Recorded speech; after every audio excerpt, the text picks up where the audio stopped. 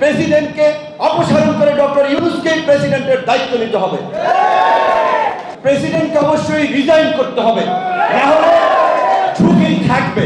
কাজে অন্তর্বর্তীকালীন সরকারকে বলবো, সমস্ত রাজনৈতিক দল মত নির্বিশেষে আপনাদের প্রতি যে সমর্থন দেখিয়েছে, আপনাদের কাছে যে সংস্কারের দাবি তুলেছে, সেই ক্ষেত্রে বর্তমান সংবিধান দিয়ে হবে না। এই সংবিধান বাতিল করে আপনাদেরকে নতুন সংবিধান রচনা করতে হবে।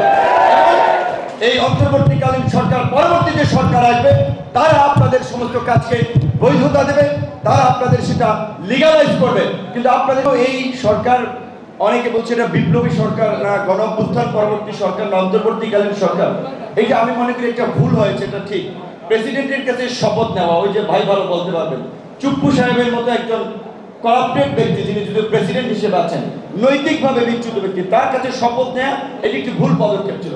এই সরকার বাংলাদেশের অভূতপূর্ব, সারা দেশের জনগণের ম্যান্ডেট নিয়ে তারা ক্ষমতা এসেছে। ছাত্ররা তো পরিষ্কারভাবেই বলেছিল যে ছাত্র জনতার রূপরেখা দেওয়া সরকার ছাড়া কোন সরকার তারা মানবে না। কাজী প্রশাসনিক সেটআপ বিভিন্ন পরিবর্তনের আগে প্রেসিডেন্টকে অবশ্যই রিজাইন করতে হবে, না হলে ঝুঁকি থাকবে। কাজে অন্তর্বর্তীকালীন সরকারকে বলবো, সমস্ত রাজনৈতিক দল মত নির্বিশেষে আপনাদের প্রতি যে সমর্থন দেখিয়েছে, আপনাদের কাছে যে সংস্কারের দাবি তুলেছে, সেই ক্ষেত্রে বর্তমান সংবিধান দিয়ে হবে না। এই সংবিধান বাতিল করে আপনাদেরকে নতুন সংবিধান রচনা করতে হবে।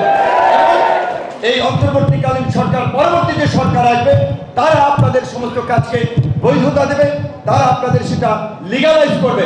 কিন্তু আপনাদের 1400-রও বেশি শাখা উপশাখায় দেশের বৃহত্তম ব্যাংক আইএফআইসি। অবশ্যই প্রেসিডেন্টকে অপসারণ করে ডক্টর ইউনূসকে প্রেসিডেন্টের দায়িত্ব নিতে হবে।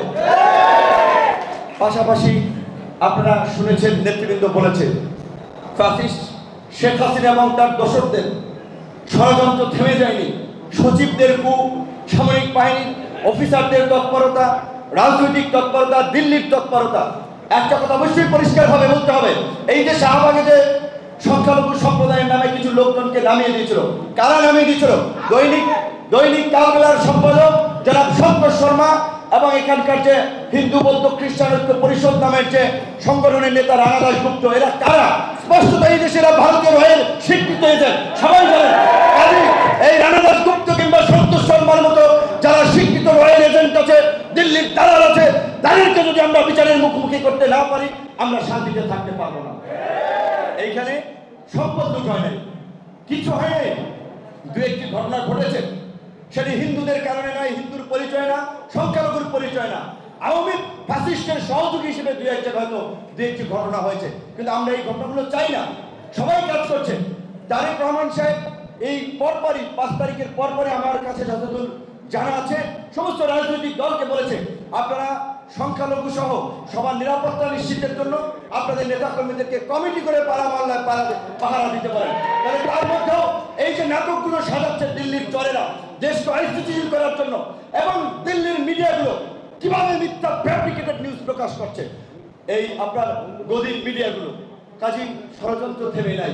সেই ক্ষেত্রে আমাদের অবশ্যই সতর্ক থাকতে হবে, সজাগ থাকতে হবে।